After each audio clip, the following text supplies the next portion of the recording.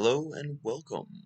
Stay a while and listen. I'd love to tell you in regards to your quest for yourself.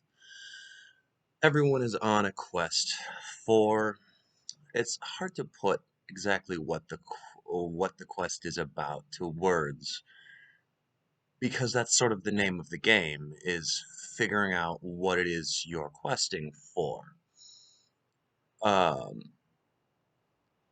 in a sense, they are all essentially the same kind of quest, the same quest at their core. You could describe it as a quest for your true self, the quest for God, the quest for total understanding, the quest for truth. So in a sense, they're all a quest not just for self-actualization and enlightenment, but from what you can gain from that, from the power it holds and for true mastery of yourself and the world. People are on a quest for self. In regards to that, I would like to talk a bit about imaginary spaces. I've just come back from Mars, checking out my new ride out there, and I thought while I was shipping some goods around, I would pop into the Serenion to tell you guys about fictional spaces. Alan Watts talked a lot about the dimensions of consciousness, and I can't remember who described seeing with the mind as imagination.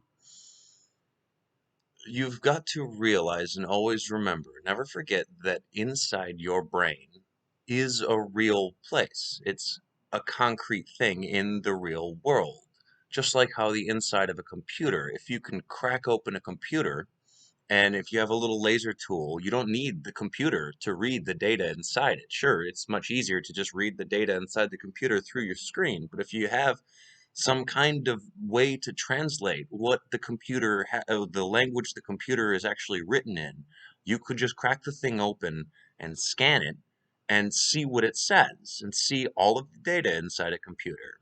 The computer is the interface is for translating all of what is written on a little disk. In the same sense, what you are thinking, what you are dreaming, is in the real world. It is a real concrete thing.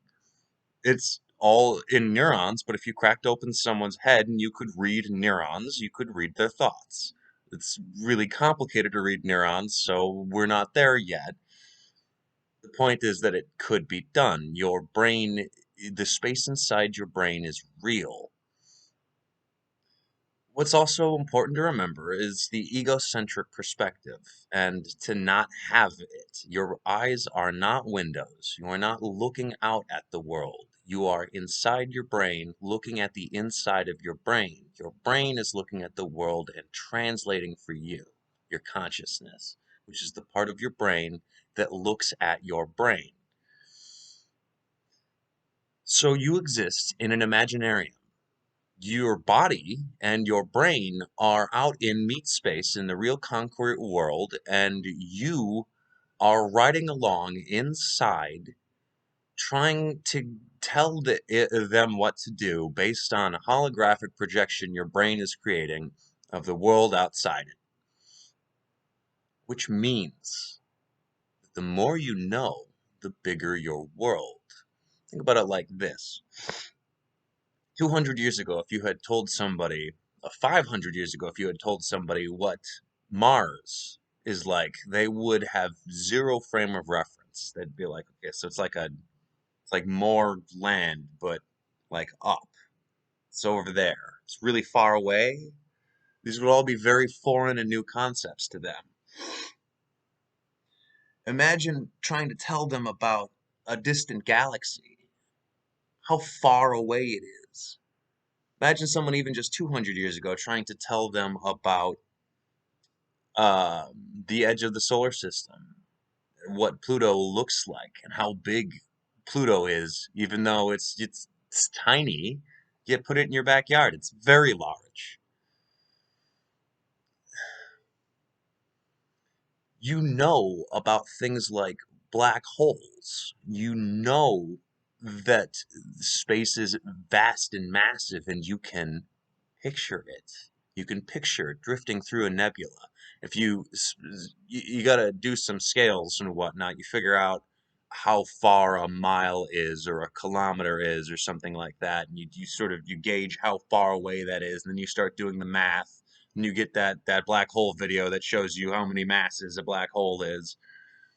You scale up as you go, and you can really get a grasp of how big things are, and you can do that because you can imagine things you have not even seen. Space inside your brain, whilst tiny relative to your body and the world, is also, folded and translated and written in code, which amounts to it being an incredibly vast space. You can fit the whole world in your brain if you can learn enough about it.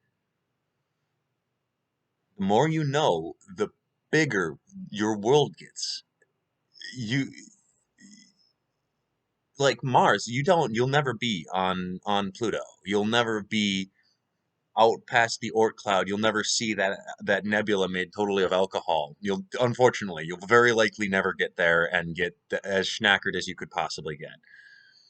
Space schnackered is not a thing that you can do, but you can imagine what it would be like. You can even get some scientists to help you with this. You can learn an accurate thing. You can get people to run a simulation for you, and you can play a video game maybe about it, and you can immerse yourself in the experience and really like maybe suspend yourself in a sensory deprivation chamber, slap on VR, and have a video game that's as scientifically accurate as the best of our world can possibly muster, and bam, it's as far as your brain is concerned, you're there. And as far as your imagination is concerned, you're there. Your body is good, yeah, is doesn't know what's going on anyway, and it's just listening to input from the brain and the consciousness. It's really that easy to lie to yourself.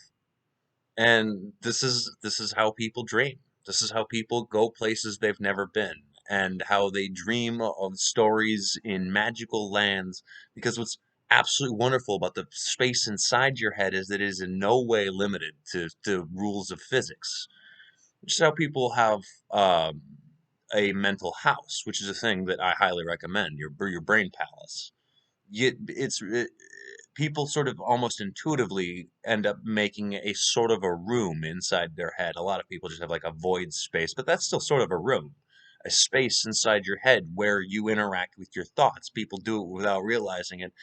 I encourage you to decorate that room.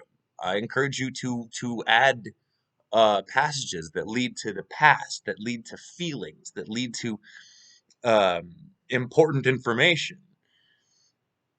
Learn about how to make a mind palace and do that.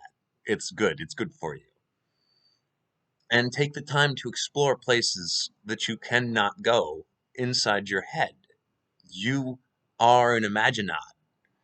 You can experience you're like that guy in Midnight Gospel, right? You just in your RV the whole time, but you can go anywhere if you.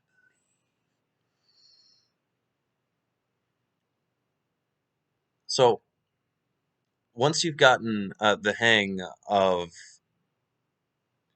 really like utilizing your brain. Here's another thing. Uh, Knowing about the microscopic world is also sort of crazy because you can make your world like physically larger, but also deeper. You look at a tree and think about the cells of that tree, and then you think about the atoms of those cells. Suddenly, the tree is extremely deep. It is a cosmos unto itself. And you can just know that it is, even though you can't see it. You know that it is because it is. It really is. It really is a deep, vast cosmos. Just some random tree. Put your hand on it and be like, "Whoa!" The inside of your brain. Picture you're the size of a neuron. Your brain is 100 million neurons strong. It is a vast place. You could go anywhere there. So don't let somebody tell you that like this is canon or something. Canon is a very illusory concept that's applying to absolute reality to fiction. In both cases, what is the case? Well, yeah, but I can dream about other things. What about those things? So, um, in helping you uh, steer the seas of this crazy cosmos, I highly recommend listening to a lot of Alan Watts as much as possible. Just everything is listen to his book explaining Zen Buddhism, and that'll help. He talks a lot about the dimensions of consciousness and how your mind is a space. And it's not a magical space. It's in a mystical space. It's just in your head. It's just that powerful of a computer, an absurdly, incredibly powerful computer. Picture being a cat. You can do a lot of this stuff, but also you have pointy ears. Reality is weird. The inside of things are deeper than they look. And that's part of the key. That's a very important thing to remember on the quest for yourself is to realize that everything is extremely deep. That you're only projecting the depth of it in your mental hologram only has the depths that you give it. If you stop to ponder the material composition of a thing, the material composition of the thing becomes richer. If you don't, it doesn't. It's made out of a weird fake plastic of non-existence of material. I once saw this adorable commercial about, I think it was just a PSA for do science, and like I really appreciated it. And it was just like kids playing, and they showed the math of how their feet were hitting the ground and how the basketball was going through the hoop and like the projected, and that's second sight. That's what it is to, it's when you can see what's really there because you don't normally. Normally you just see placeholders. Normally, you just look at a thing and it's I don't know, it's object. You hold up a thing. This is this is teddy bear or whatever. You don't stop to think about how it's made out of meat. Not that one specifically, but you know, meat. Expand your mental world. Start there. And as always, learn about Maslow's needs and seek to fulfill yours. But that's not that's your fuel. That's you keeping your car running. Remember where you're trying to go is everywhere, and you can't go there one place at a time. You're gonna need to copy yourself and go everywhere. Since self-actualization is a weird thing, man. Anyway, good luck.